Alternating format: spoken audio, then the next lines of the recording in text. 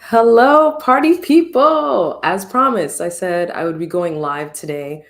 Bear with me because I'm going live on three different platforms. We have Instagram here. Hi, everyone on Instagram Live. Hi, everyone on LinkedIn and on YouTube. So I will be mostly looking right here and I'll make sure I pop in there to see some comments. Not gonna lie to you, not wearing my glasses. So if I miss your comment or you see me squinting, please shout out to our nearsighted folks out there.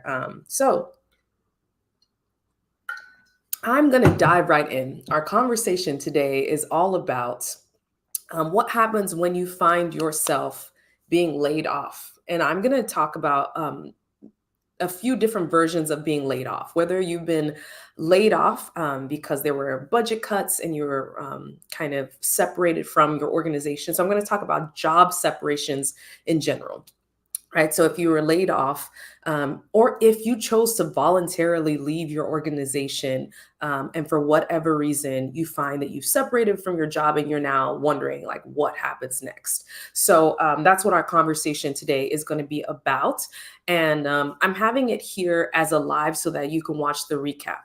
If you don't know who I am, and maybe someone shared this with you and you're watching it in the recap, my name is Timmy Como. I am a coach with the Pivot Strategist, and my main goal is to help people pivot successfully into whatever stage of life they have coming up next. And so, whether that is that you're deciding to pivot into a new job or opportunity, or you're deciding to take a sabbatical, which is my favorite thing to talk about, I'll talk about sabbaticals in just a bit, or if you're just deciding that you want to take some time to just explore different things or pivot to an entirely different industry area. It's really up to you, and I want to help you navigate that. So I'll start with a story time. If you are not familiar with my story, I posted a video on YouTube, I guess maybe 2.5 years ago at this point, where I went on a sabbatical. So I was working at a really cushy, really great job with a great title in upstate New York. I was the associate director of recruitment and diversity, very fancy. And I just got to the point where I realized, oh man, there's so many things going on in my life that I had to make a switch. I had to do a pivot. And I had been working in education, first as a middle school teacher, and then working in higher education. So I absolutely loved it. But I knew that for my own personal development, I had to make some changes. Also, I was originally from Texas and I was living in upstate New York, and I was really struggling being so far away from my family in a cold city. So I knew that I needed to make some changes.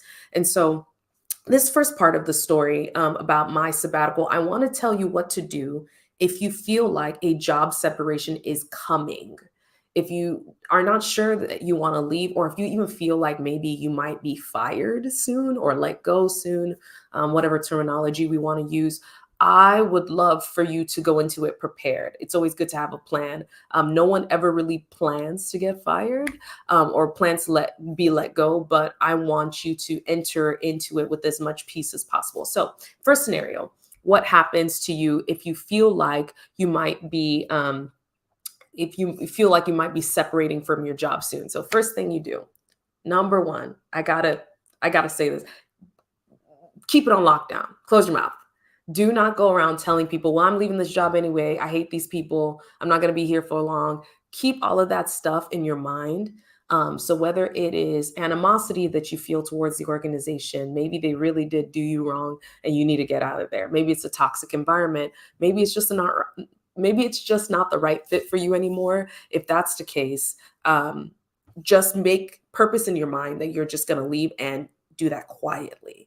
The worst thing you can do is to share that plan with someone and share it before you're there, and it can get sabotaged in many ways. So oftentimes you hear people say, like, oh, the workplace, we're a family. Nah. I would say some people say that's a red flag. I'd say it's a yellow flag. I think most people are trying to say that it's a warm environment where you can grow and you can find great colleagues that you like.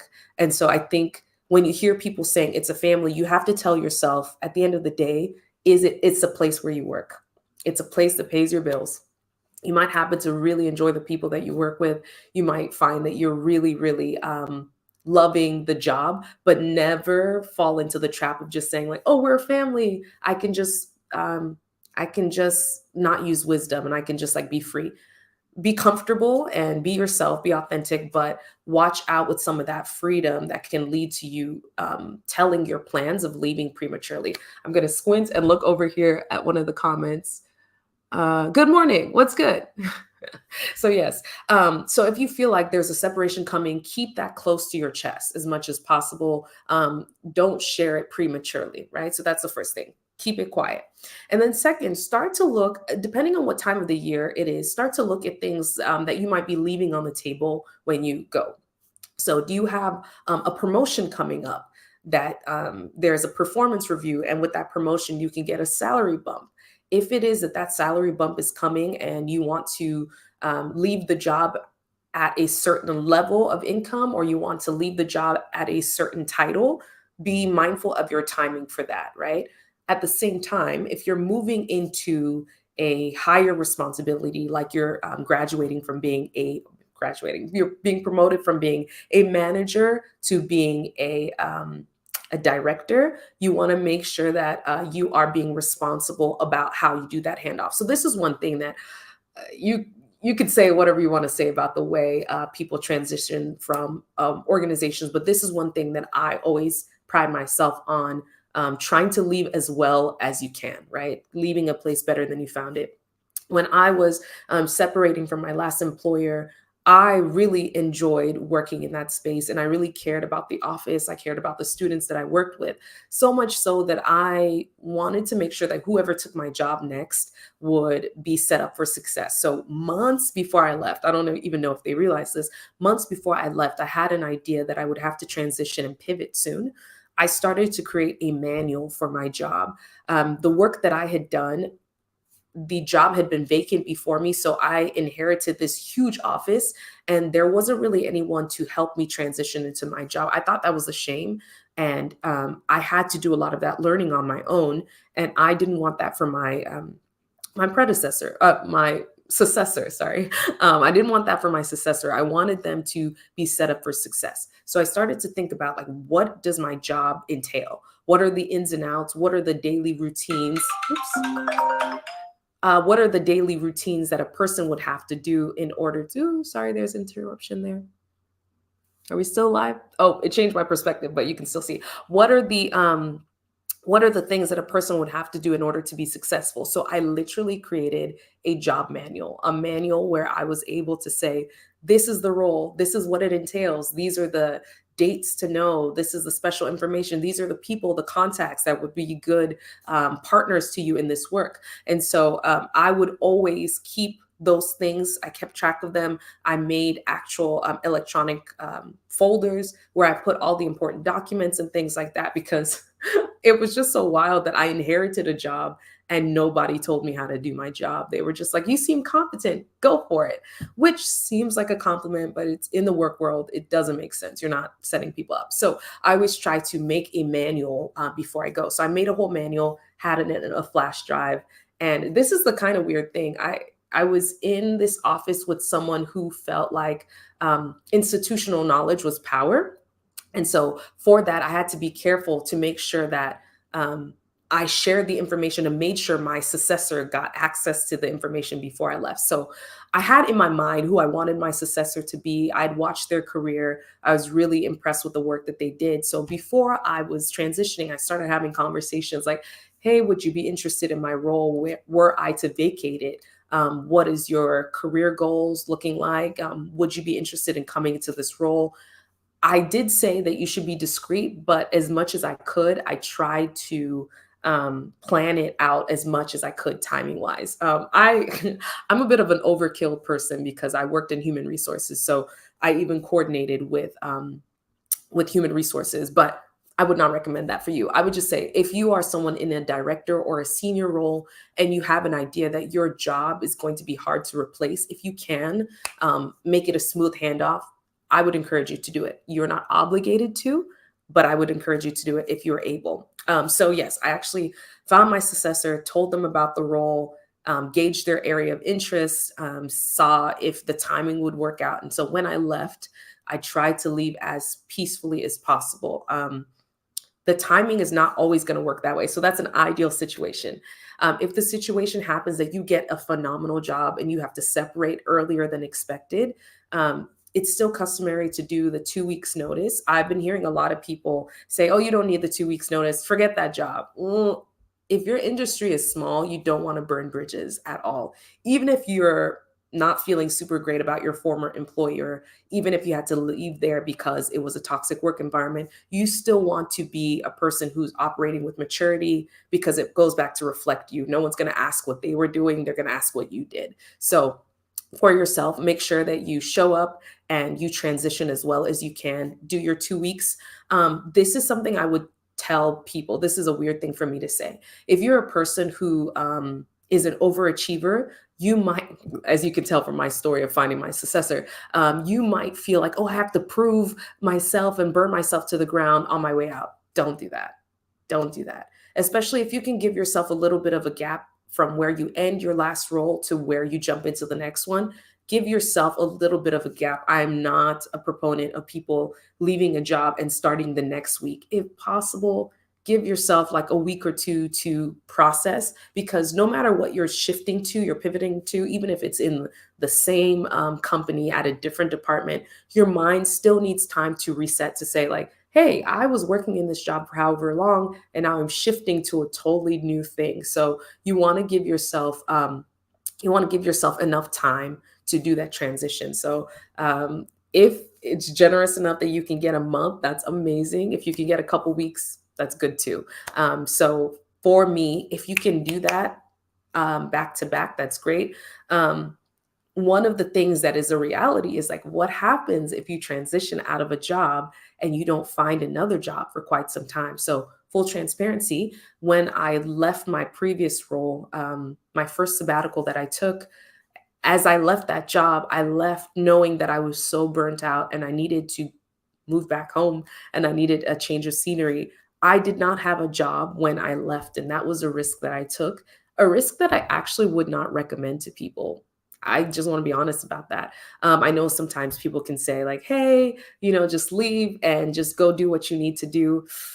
I would say, if possible, give yourself enough time to start thinking about when you want to do that pivot, like, oh, this pivot is coming. Start looking for jobs and try to wait until you have a new role in hand. I mean, paperwork signed, everything before you put in your 2 weeks notice, Um, Y'all, I've heard, I don't know what the job market is doing right now, but I've heard horror stories. Like a former colleague of mine left our organization, got a great role, and they decided not to have him actually start the role. So he couldn't backpedal and come back to the organization. He was then on a frenzied search to find a new one. So by the grace of God, I'm praying that doesn't happen to you, which is why you have to be really wise with the wisdom, keeping it to yourself. If you told everyone like, oh, I'm leaving this place, blah, blah, blah, and you burn bridges, it's really hard to come back if you need to. So there's that piece. So yes, if you sense it's coming, make sure you're doing all those things, kind of like dotting your I's, crossing your T's before you leave. Sometimes there'll be projects that you don't get to finish, and that's okay. Bring it to a landing spot that you feel comfortable handing it over.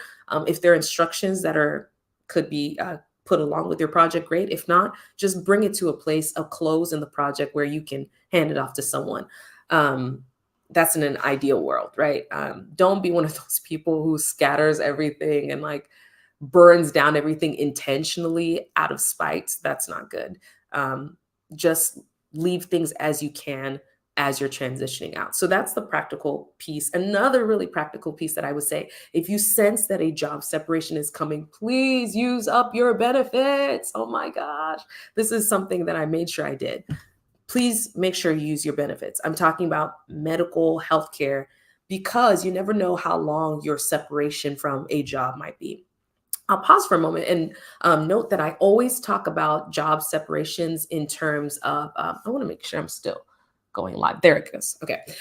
Job separation, I always talk about them as sabbaticals. I call them sabbaticals because it's a reframing of something, right? Because whenever people separate from a job, they start to own, if you're not careful, right? Start to own the identity of being unemployed. And unemployed has this stigma with it, first of all, and then it has this heaviness to it that sometimes it's unwarranted, right? Many times, if you were in a work environment that you just knew wasn't a good fit anymore, sometimes the job separation was necessary for the employer and also for you. Maybe it didn't happen in a pleasant way, and sometimes that's really unfortunate, but that separation was necessary. So I always call them sabbaticals, whether they were sabbaticals that you had planned or sabbaticals that you kind of land into, because you do have this space and time in your life. On one of my previous videos, one of my subscribers, her name is Taylor T, she left me a great comment and she was saying, one thing that you can do if you find yourself in this season of being in a sabbatical unexpectedly is, she said, regroup, reset, and to pivot. That's what I would have said. So she took the words right out of my mouth. And that's exactly what you do. So I'll come back to that in a second, right? If you feel like um, this job separation is coming and you have enough time to use up your benefits, depending on what time of the year it is, please make sure you do that. Go to as many doctor's appointments as you need to, your annual physical, your women's wellness check, all of those things. Go to the dentist, for the love of God. Most people with their insurance get about like 1 to 2 cleanings per year. Go to do that, please. Any prescriptions that you can get. If you have an FSA, y'all, I'll have a video about an FSA later on in the year. But if you have an FSA and you haven't yet figured it out, used up your money, as long as you've been contributing into it, that FSA money belongs to you and you actually don't get to take it with you. So you forfeit it and it just goes back, and it's wasted. So if you have FSA money left over, remember FSA money runs out every December and it starts all over again. If you're not going to be employed there anymore, you won't be able to roll it over. So this is a technicality, but you can purchase so many things with your FSA. I always recommend, all of your staples for your medicine cabinet, like pain medication, period products, sunscreen, all of those things that you'll need. Just go ahead and grab those and make sure you utilize that benefit that is there for you. So use up your FSA, go to all your doctor's appointments, do all of those things so that if for whatever reason your sabbatical ends up being longer than you expected, you're not out there like, oh my gosh, I wish I had gotten glasses. That's another thing. Get your glasses. One of the things that I did was that I could either get glasses or I could get contacts.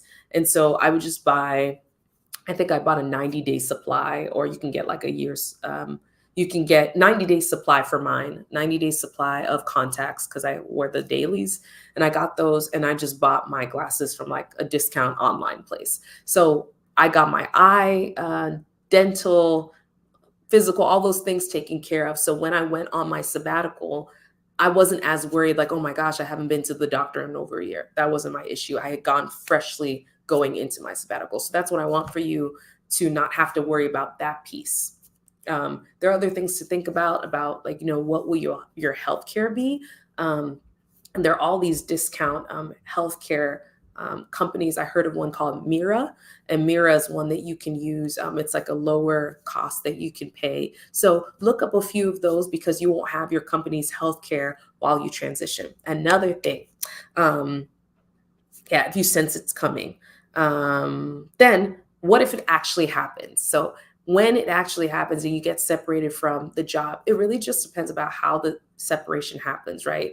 If it was something that you're being laid off due to budget cuts, it hits differently than when you're like laid off for performance issues, or if you've been laid off just because, it wasn't a good fit, termination types of things. So I would always say, whenever that sabbatical happens, make sure you check in with yourself. Like for real, check in on yourself. Whenever I went through my sabbatical, I remember just feeling like, I'm embarrassed to say this, I felt really, really hurt and embarrassed about it. Because sometimes it can feel like, oh my goodness, like I'm a good worker. How could I get laid off? Or how could I have to separate from a job? That's just such a raw place to be. So first of all, acknowledge that I want you to also know the reason I'm making this video in the first place is that it's actually quite common that people have to separate from their jobs, either being fired or being laid off. I get enough comments in my YouTube channel, videos, or even when I have coaching clients that reach out to me. Many times it's because they're facing a pivot because they had an unexpected job separation that maybe lasted longer than they would like. So I want you to know, first of all, that embarrassment and that shame, don't sit in it too long. Lots of people, lots of really smart, amazing people have been laid off, have been fired, have been, separated from a job. And so I want you to not internalize that to mean that there's something wrong with you. So that's the first piece. Secondly, I want you to to have your wits about you. If you are in a situation where you have been separated from the organization, they've asked you to remove all of your equipment, bring it back to the office. In those moments, just cooperate. I know it's hard. That's the place you want to be. Spiteful. Sometimes you have the temptation to maybe burn down the whole office or something. Don't do that. Don't do that. Don't be the person leaving out there with a screaming match. Um, Keep your dignity. It's never a good thing when someone has to be removed from an organization. So don't let it be that they got the best out of you in that moment. Even if it's a toxic work environment that you're leaving, don't let it be that it's said yeah, I told you she was a mess to begin with. You're not a mess.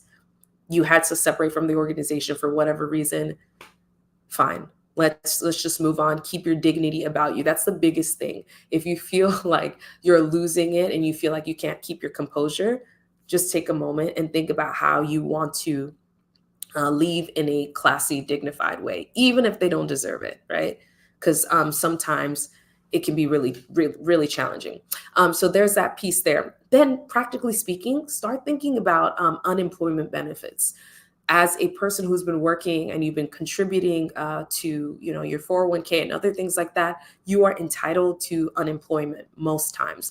It's different. So this is the thing. I'm talking about job separations. It's different if you voluntarily left the organization.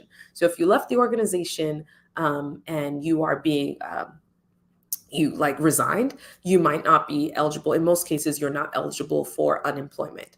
If you are somebody who was laid off, you're fired, in most cases, you are eligible to apply for unemployment. With unemployment, you're going to have to prove every couple weeks or so that you are actually applying for jobs, that you're doing some kind of job preparation activity. But sometimes just having that unemployment benefit can give you that peace of mind. So let's say you have to pay some bills, you have to pay for your rent or pay for your car bills or anything like that, you can have that benefit available to you as well. I live in Houston, and in Houston, they had rental assistance for some people. So just make sure you know what your benefits are. And then secondly, I want you to also start thinking about the reset part, right? This is something I talk to my coaching clients about. Some of these job separations are blessings in disguise. Sometimes they're very disguised because they look awful and they look like something that you feel like maybe you might never recover from. So I'm going to tell you, first off, you will recover and you will be able to get back to your career. But to the point we made earlier with regroup, reset, and pivot, when you take a moment to reset, I want you to start asking yourself, is this the life I actually wanted? Is this the life I actually wanted? This is something I talk to my coaching clients about a lot. Many times people are intelligent and competent, so they end up in a lot of different types of jobs that don't speak to their strengths, don't speak to the things that they're well suited for. And notice I'm not even necessarily saying passion, because I don't think that you have to work in your area of passion. This is just my personal thing. What I do think you ought to do is work in your zone of genius. Your zone of genius is where your skill sets and your strengths meet with the things that you're just wired to do really well. And so that's when you find your jackpot. And this is a moment when you figure out oh, I've been laid off, I've been separated from a job. It's a really good time to think how do I want to move? Do I want to stay in the same industry? Do I want to try something completely different? What does that require, right? If you're pivoting, sometimes you might actually need to get a whole new set of skills. That's what happened to me when I was on my sabbatical, when I left higher education. In order for me to pivot into human resources and coaching, I had to get a couple certifications. And so I went through the training in the time between my jobs. I was sitting there getting my education, I was networking, I was meeting people. So when you come to this reset stage of the laid off period, I want you to reset. I want you to think about all the old habits that you had, that you felt like you had to do for your job. And then I want you to now think about the things that you get to do, the things that you want to do. Even if it's something as simple as your morning routine.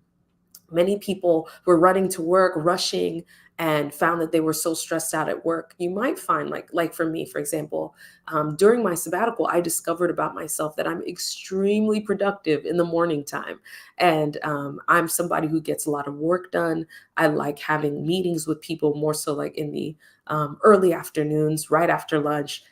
Where people are energized and I can talk to them. And I like my meetings to be succinct. I don't like them to be overly long for no reason. Um, and hey, good morning, Johnny. Thanks for joining. So I learned those things about myself during my sabbatical. I want you to do the same kind of research for yourself. What makes you tick? What makes you really getting in the groove of things? Are you a night owl? Do you prefer most of your work to be done in the evenings so that you can have a later morning? So know those things about yourself, because it helps you figure out what should you be looking for when you're applying for jobs. And there is a lot of variety out there, and you do have options. So I want to break that lie that you might be thinking that, oh, there are only so many jobs and I won't be able to do this and that. That's not true. I want you to really think about the fact that you have lots of options out there. I want you to be selective. Be selective. Don't just take the first thing that happens.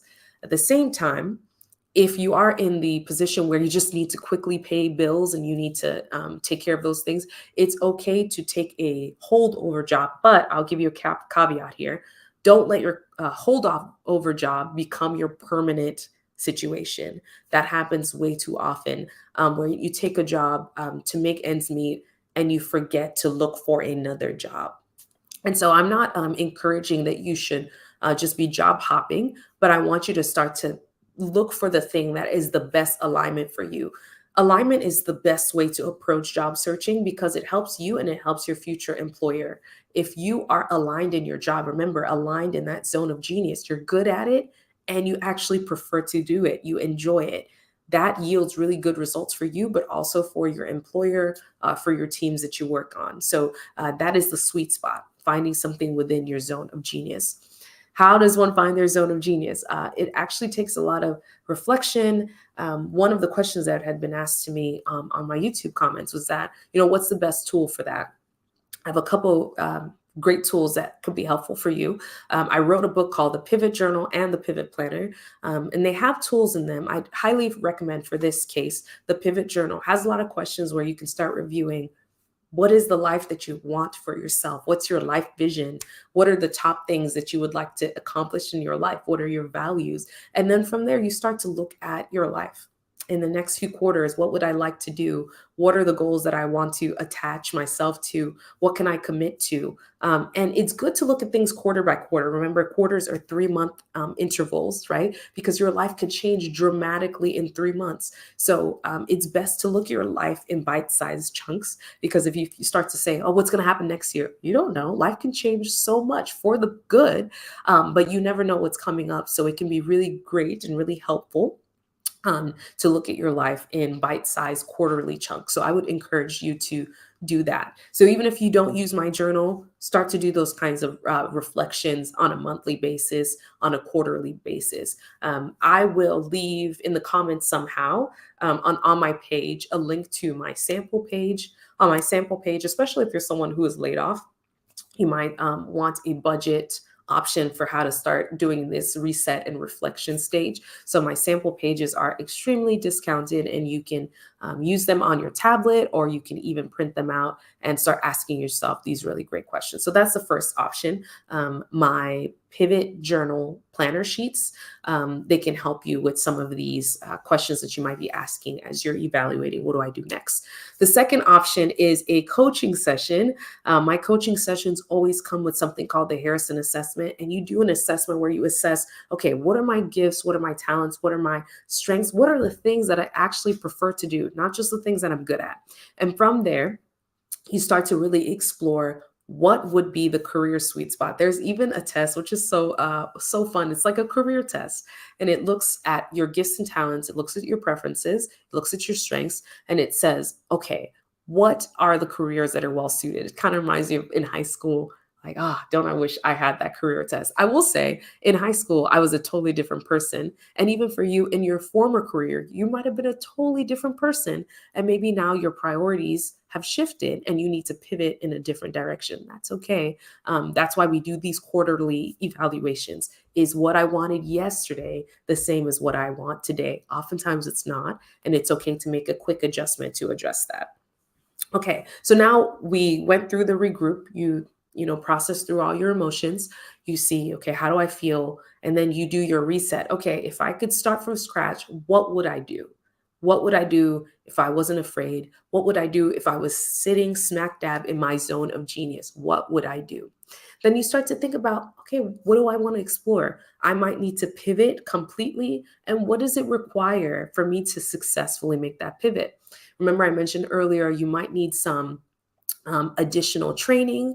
You might need to get close. For me, I'm a person who has to see what it is that I'm going into. I'm just a very visual person. If I can see someone doing the job, I can understand it better. So that might require you to do some jobs shadowing. It might require you to talk to some people and ask them what they enjoy about their jobs, how they got to where they are. Ask people if they be willing to serve as a mentor to you in this season, to do check-ins. Remember, I will tell you this about mentors. Mentors are people that you check in with and you share your progress. They are not therapists. Mentors are not therapists. And so you don't want to just have your pity party, woe is me with them.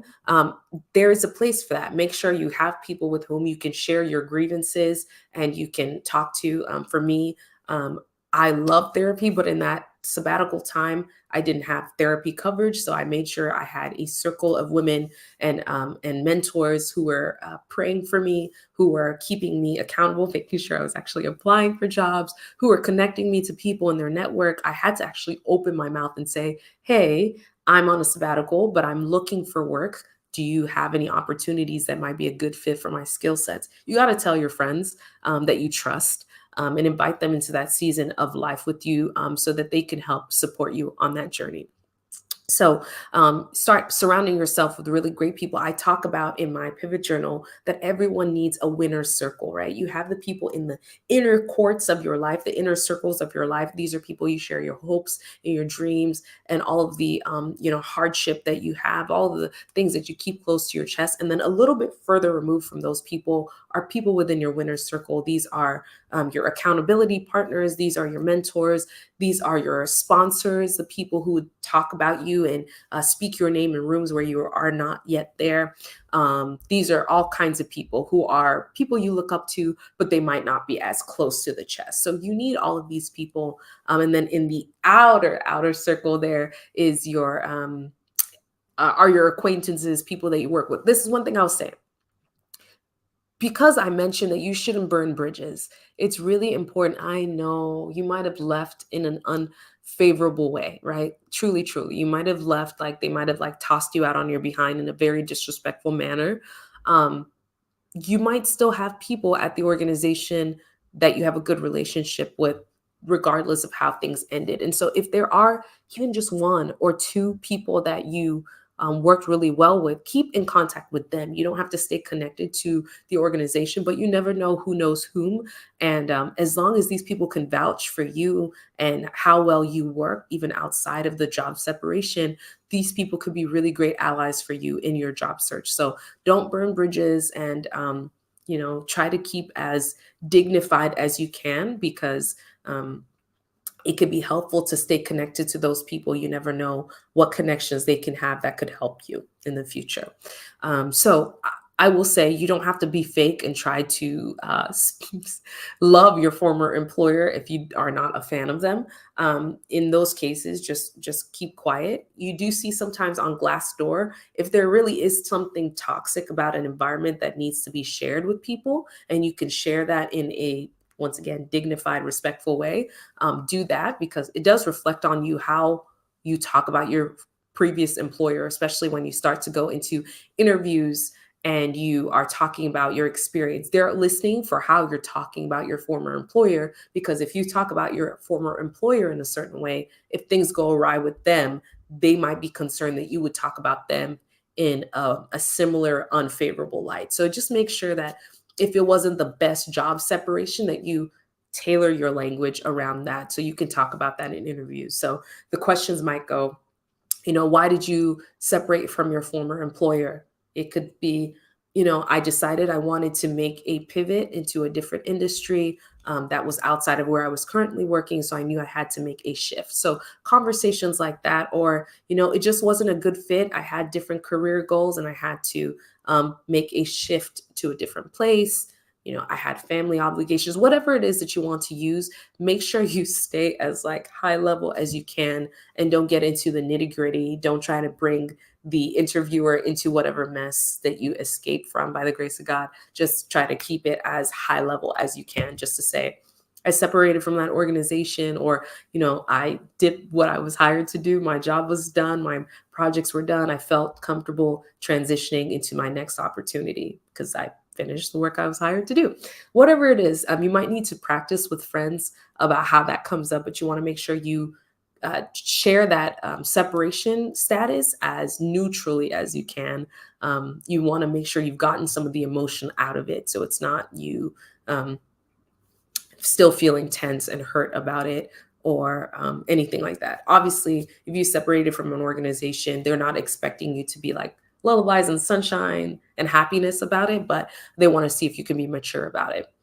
Also, now talking to recruiters about your sabbatical. I keep calling it a sabbatical because I want you to be thinking about it that way. And when you're on a sabbatical, sabbaticals are becoming way more popular now. Some people call it a sabbatical, some people call it a career break, but make sure that it's something that you're using in a meaningful way, right? You're totally within your rights when you first get separated from a job to sit on the couch and eat bonbons for a couple weeks just to, flesh it out. Been there, done that. But you want to make sure that after that, you pivot and shift into a different mindset, because your sabbatical time is meant to be meaningful, whatever that means for you. So, this is why you have a pivot plan. Think about what you're wanting to pivot into, and that would help you think about how to use your time wisely. Let me see quick. Oh, thanks. I didn't know I had an accent, but I think I do. I was born in Nigeria, lived in London, raised in Houston. So that is the accent that you're hearing. I'm responding to a comment on Instagram.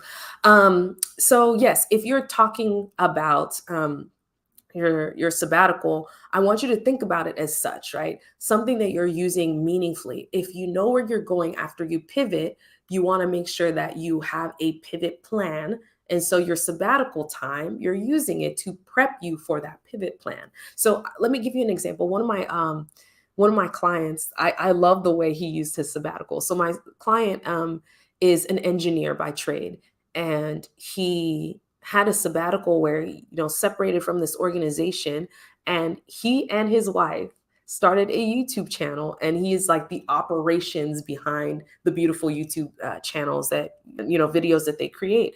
And so he's an engineer by trade, but this guy is running cameras. He's doing logistics for all the travel that they do. He's helping with brand deals. He's flying the drone. He's doing all these things. And he is working with sales, all of this stuff. And so when we first started talking, he's like, oh, I know it looks like I'm using my sabbatical in a truly random way, but I find that it's been meaningful. I got to spend time with my family, and I got to pivot and shift into some other things. And, he and I talked about it. We looked at his resume, we tailored some things, we did some coaching about how to talk about it in interviews. And when he went into interviews, he was amazing because he has a technical background. But when it came time to explaining why he had this gap in his career, he was able to talk about how he was using it in such a robust manner. He spent his time exploring, learning new skills. He was doing all kinds of training and certification while also building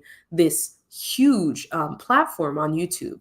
And so you might be like, man, maybe my sabbatical activities are so random. It's okay. You are a person, and interviewers typically like to see that you're a person with real interests, and real things that you do. I'm also reminded, a cousin of mine, I think she's on Instagram here. My cousin was coaching me about some ways that I could demonstrate to employers that I was trying to pivot in a certain direction. And so she recommended that I make a portfolio. That's another thing that you can do. You can take some of the work that you're doing and design a portfolio. This is the thing I always tell clients. If you are pivoting in a direction that seems almost random, you have to give the recruiter the narrative so that they are not thinking that you are just out here randomly exploring things and you have no direction. First of all, nothing is random in this world. If you have a desire to lean in a totally different direction, it's something that you've probably thought about for some time. And you probably already have experiences in your life that lend themselves to that thing, right? So, for example, I'm a former middle school teacher. And when I was wanting to move into human resources and training and coaching, as a teacher, I can work with so many different audiences. I'm able to adapt my message. I can make it as simple or as complicated and advanced as I need to. I can literally instruct. I'm somebody who is creative, so I find different ways to present information. I've also been a YouTuber for over a decade. So being in front of the camera, talking to people, I'm totally comfortable and confident in those things. And so all of these random life experiences, I was able to tie them into a portfolio and a series of different experiences that could demonstrate that I had these skill sets, I had these propensities, that it wouldn't be a leap for me to do the work that I was being required to do. So I say that to say, as you're in this sabbatical period of this pivot planning that you're doing, I want you to start forming the narrative. Hear me. I will never ask you, I will never suggest that you lie.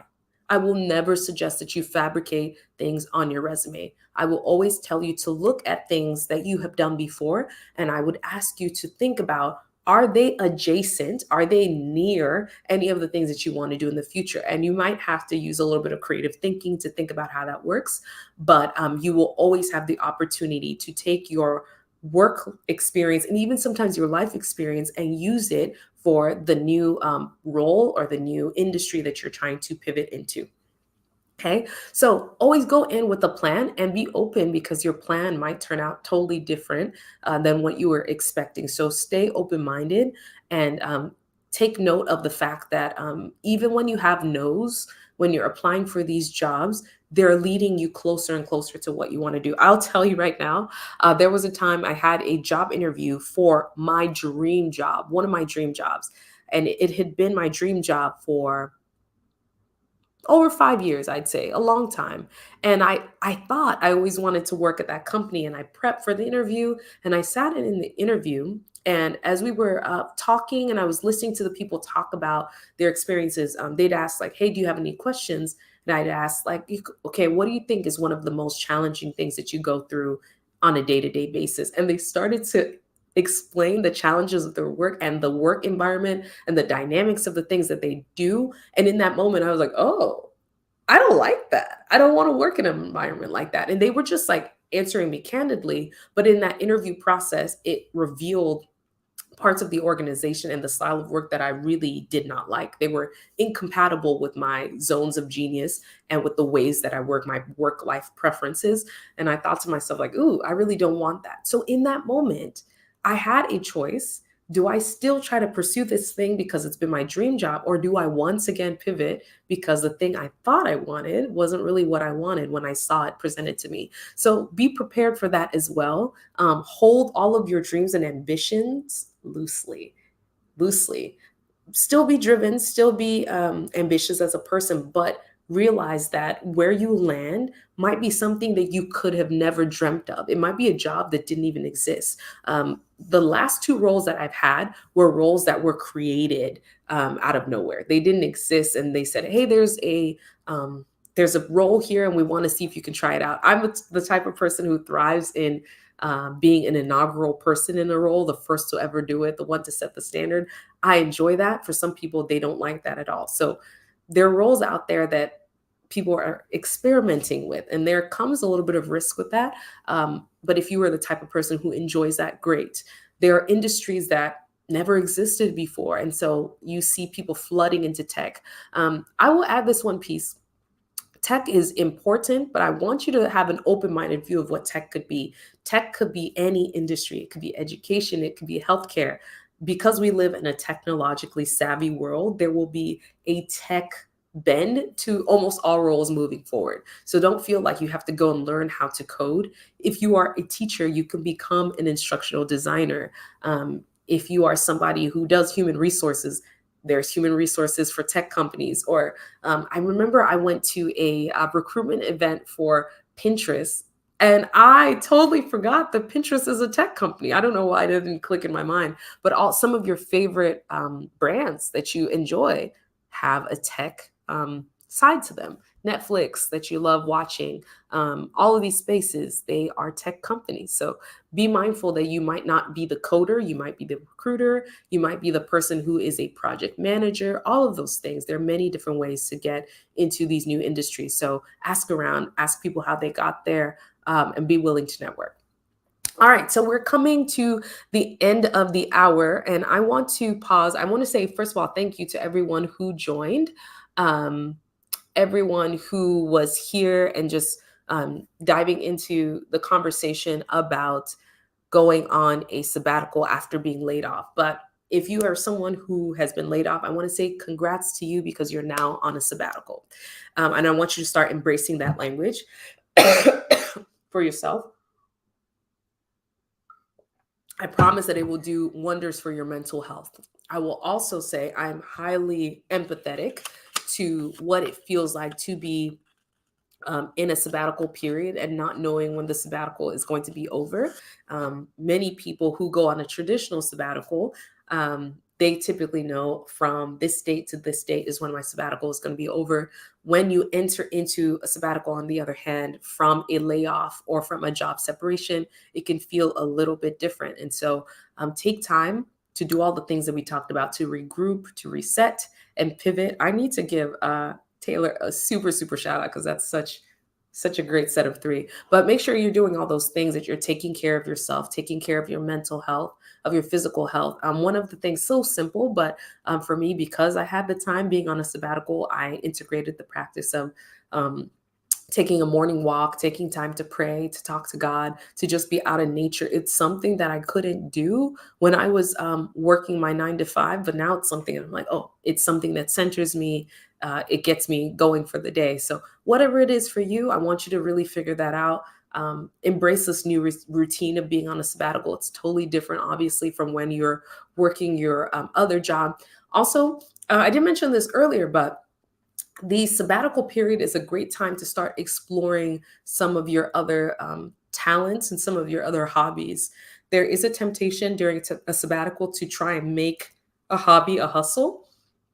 Recognize when a thing is a hobby and it's something that is being done to spark joy and to keep you lifted, and when something has the ability to turn a profit.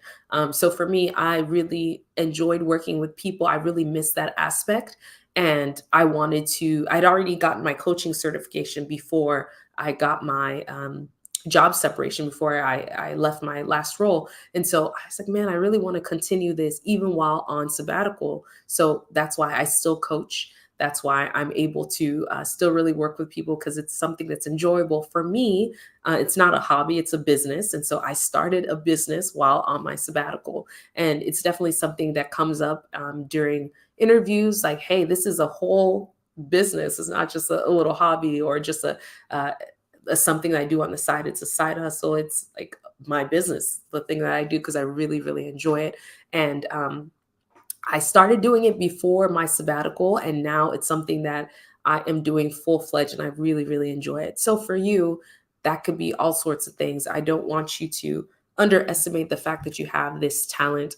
My cousin always says, just because something comes easily to you doesn't mean that it's easy. So you might have a gifting that you're sitting on. So I want you to explore that during this sabbatical time. That's what this is for, to explore.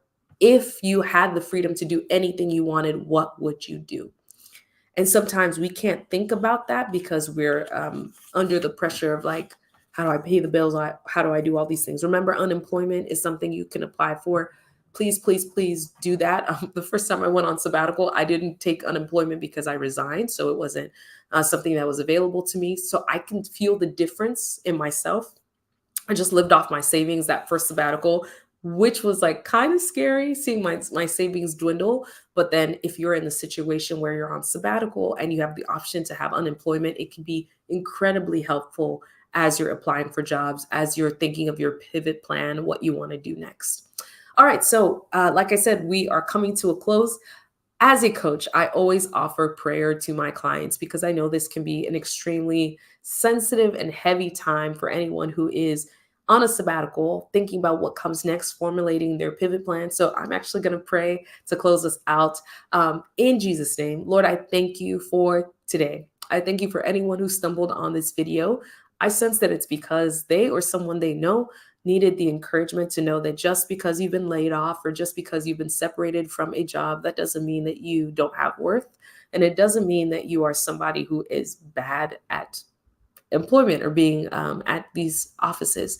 I pray that God, you would just first and foremost comfort them, that you would give them a peace that transcends all understanding. I pray that it would guard their hearts and minds from depression, from anxiety, from bitterness, from pain, and all of the other things that can be associated with separating from a job. And Lord, I pray that in this time of sabbatical, that they would find rest, that they would not be striving or even trying to prove themselves to anyone. I pray that they would be content and satisfied with the fact that they are exactly who they need to be, and any kind of growing and maturing that they need to do, this sabbatical period is the opportunity that they have for that. And I pray that you help them to have wisdom to use it wisely. I pray that they would be magnets of favor, that they would connect with the right people who need their skill sets, that they would connect with people who are willing to serve as mentors, to serve as advocates, to connect them with opportunities that would be good for them. I pray that, Lord, in the season of their life, that they would not be discouraged, that any voice in their head that is overly critical or negative, that they would have their ears shut to that, but that they would still hear wisdom. But at the same time, they would be able to be uplifted and held in a high place. And so, Lord, I just thank you for your protection. I thank you for your favor. I'm reminded of a quote from a book that says, we're in such a good position because when we are children of God, when we know you, you know us, and you also know everyone. So we are 1 degree of separation from everyone that we need to know. And so, Lord, I thank you that even right now that you are connecting people to the opportunities that they need. I pray that you bless them. I pray for their future workplaces, that they would be healthy, that they would be places where they can really flourish and thrive in their zone of genius. I pray that you would even prepare these workplaces for these phenomenal workers that are coming their way.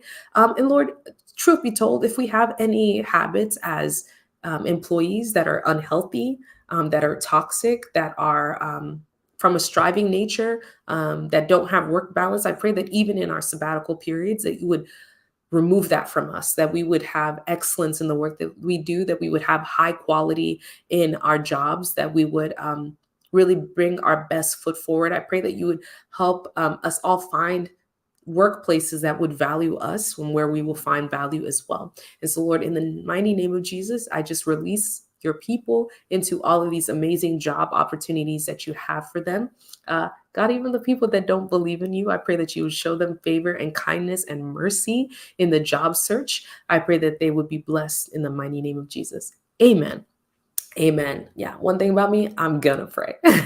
And so, if you were a client of mine and you don't want me to pray out loud, I will just keep my prayers in my heart. But you are always in my prayers, always in my thoughts. I know it's not easy to separate from a job, whether it is voluntary or involuntary. It's always a challenge. And so, as you interact with me, I will try to provide as much value as possible. Last thing I'll say before I go, I'm going to try and post it on the screen here.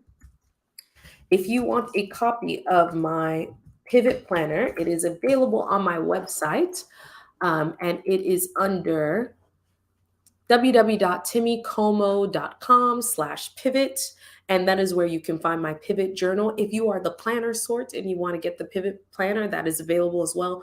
When you get to my website, on my website, you have two versions of my pivot journal that you can get. There is a digital version and there is also a hard copy that you can write on. If you're someone who has a tablet and you want to write with a digital pen, like a Apple Pencil or something like that, it's really ideal for that. I nerded out on it because I designed it so that you can write on it digitally if you want to, or you can use any of the trackers that are provided. So many great things if you use the digital version. It's kind of my favorite. Anyway, y'all, thank you so much for joining. We spent a whole hour talking about what to do when you're laid off or if you sense you're about to be laid off. So this will be available for replay. Please share it with any friends that need the encouragement or just a little bit of guidance.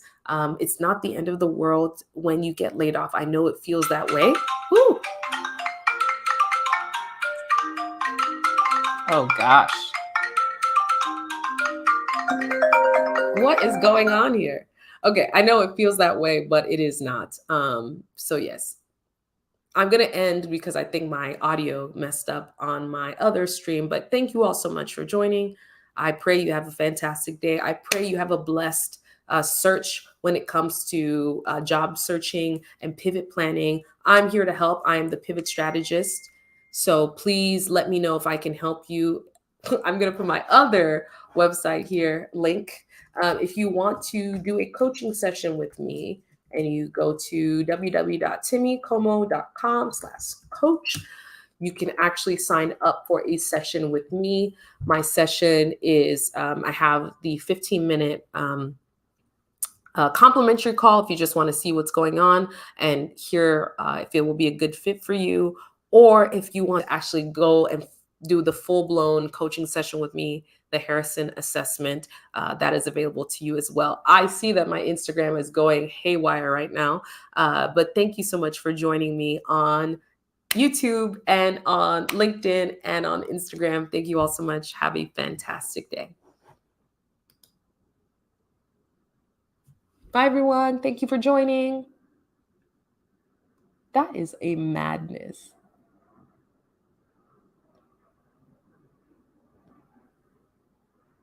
Like, what is that? So